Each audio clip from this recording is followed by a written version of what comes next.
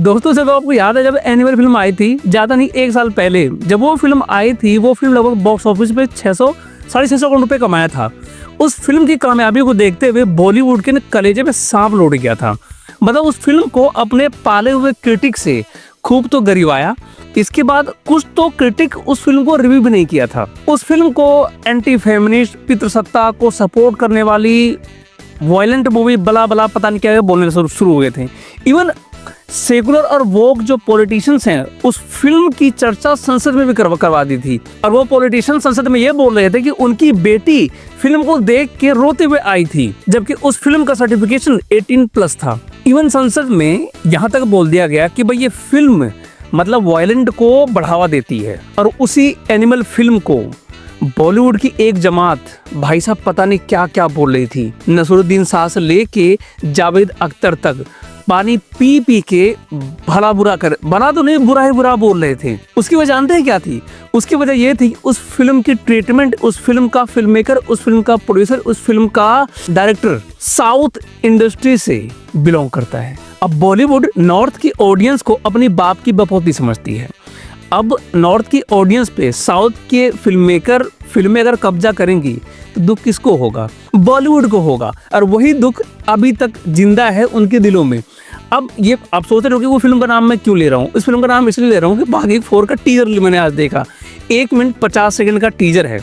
पूरी फिल्म में बस खून खराबा, कत्ले आम, मार धाड़, एक्शन, कटे हुए सिर, कटे हुए हाथ, हथियार, मतलब कुछ भी, मतलब वो कहते हैं ना कि वायलेंस का एक लकीर तो एनिमल ने खींचा था। उसी लकीर पे, मैं ये नहीं कहूँगा उससे ज़्यादा, उसी लकीर पे हूबहू बॉलीवुड चलता हुआ दिखाई दे रहा है। मतलब उसी फिल्म को गरियाना है और उसी फिल्म को अपना बाप भी बनाना है। और अभी तो रुको, जब ये फिल्म रिलीज होएगी इस फिल्म का रिव्यू देखना आप।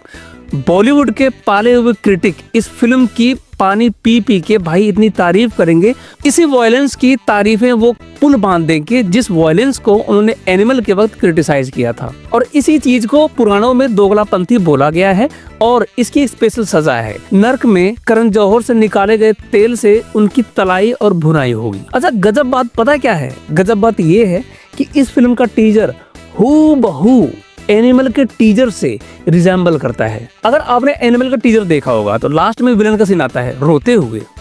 यहाँ पर बागी 4 का टीजर में विलन पहले ही इंट्रोड्यूस करा दिया जाता है रोते हुए, एक सीन। और दूसरा पॉइंट, एनिमल फिल्म में बाप का रेफरेंस दिया जाता है, My father is the best father in the world। और बागी 4 के टीजर में माँ का रेफरेंस दिया जाता है। जानते हैं क्यों?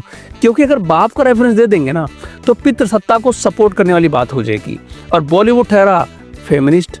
बचपन में माँ से कहानी सुनता था, एक हीरो की और एक विलन की। तब तो इन्होंने माँ का रेफरेंस उठाया क्योंकि इनके अनुसार बाप तो सिर्फ दारू पी के बेल्ट से पीटने का एक जानवर है। और तीसरा रेफरेंस का ये है कि टीजर में पूरी ही भाई मारकाट है और वही चीज एनिमल के टीजर में थी।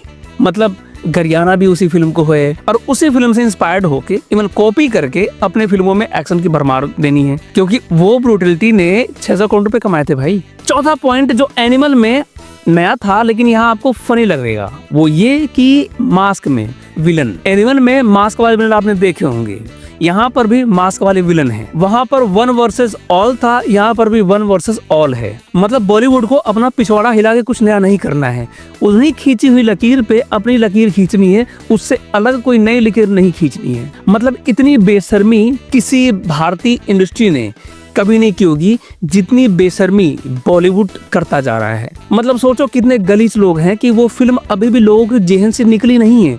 उसका हर एक सीन एक आइकन सीन, एक कल्ट सीन बन के दिमाग में है और वही सीन ये अपने एक ही साल के अंदर कॉपी कर रहे हैं। मतलब सोचो कि इनको लग रहा है कि सब भूल गए एक साल में। अब इसमें 5वां सीन है जो एनिमल टीजर से पूरा इंस्पायर्ड है, वो है कि संजय दत्त का as a villain by hand से मर्डर करना। और एनिमल फिल्म में वो ये सीन फिल्म में है जबकि टीजर में नहीं है, बाई हैंड मर्डर करना। वो सीन ये सीन सेम है। अच्छा, ये 6ठा सीन है, ये नहीं बोलूंगा एनिमल के से इंस्पायर्ड है या कॉपी है, और ये भी नहीं बोलूंगा कि ये किल बिल फिल्म से इंस्पायर्ड है, लेकिन ये जरूर बोलूंगा इस सीन का फिजिक्स क्या है ना भाई। मुझे इस सीन का फिजिक्स समझना है। ये एक नई लड़की इंट्रोड्यूस किया है बॉलीवुड ने, और सोचो छुरियों से मारते मारते उस 90 केजी विलन को कागज की तरह उठा के बाहर पीछे फेंक देती है। और ये सीन टीजर में रखा है और मैं हैरान हूँ इस टीजर को अप्रूव किसने किया है, पर्टिकुलर इस सीन को। और अगला 7वां सीन है, ये नहीं भाई रीमेक नहीं है ना कॉपी है।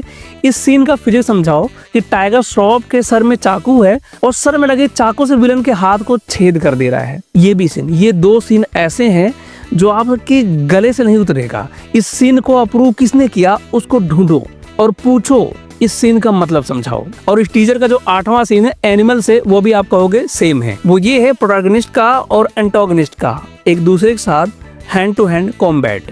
और 9वां फिल्म का गाना चल रहा है बैकग्राउंड में और फ्रंट में फाइट सीन हो रही है। याद आया? जी हाँ। और ये लास्ट में संजय दत्त का एक कटे हुए हाथ से, जलते हुए हाथ से सिगरेट को जलाना, ये एक नया वायलेंस को आयाम देता है।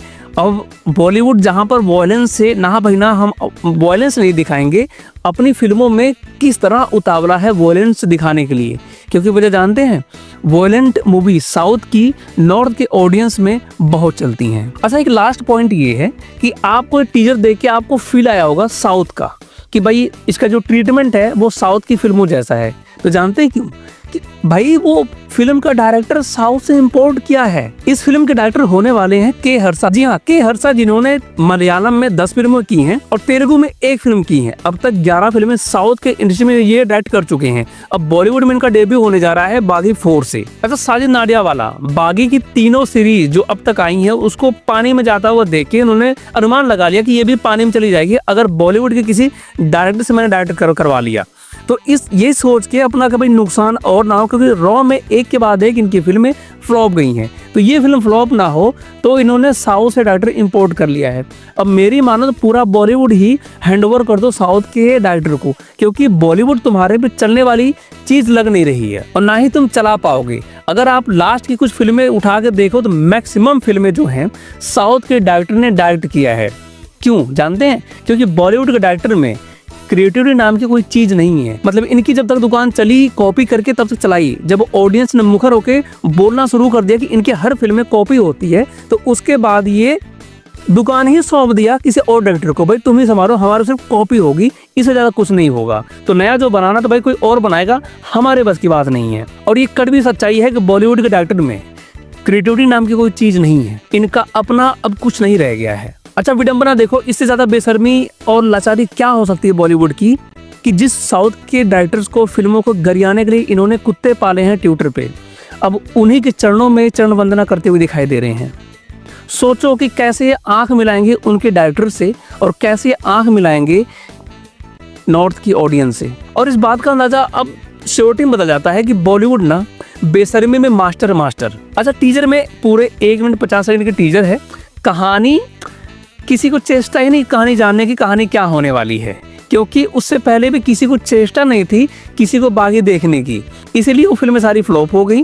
और ये इसकी भी क्यूरियोसिटी किसी में है नहीं। बागी 1 में गर्लफ्रेंड चोरी हो गई थी, बागी 2 में उसकी बेटी चोरी हो गई थी, बागी 3 में उसका भाई चोरी हो गया था, अब बागी 4 में खुद टाइगर का बच्चा चोरी हो जाएगा। ये ऑडियंस पहले ही गेस करके बैठी हुई है। और ये 1 मिनट 50 सेकंड का टीजर पूरा वॉयलेंस से भरा हुआ है और कहानी जहां तक मेरे देखने लग रही है बाबू सोना वाली है। बाबू सोना के लिए ही मारकाट हो रही है। और पूरा टीजर देख के एक बात जो मेरे जेहन में बात आई वो ये फिल्म मीशो से ऑर्डर की हुई एनिमल है, जिसको आप एनिमल कह सकते हैं, एनिमल लाइट। और ये फिल्म इसी साल रिलीज होगी 5 सितंबर को। अगर आपने मीशो से मंगाई एनिमल का टीजर देख लिया है तो बताओ अब टीजर कैसा लगा, और साथ में चैनल को सब्सक्राइब भी कर लेना। और मिलते हैं इसी के साथ किसी और वीडियो में, तब तक नमस्कार, जय हिंद, वंदे मातरम।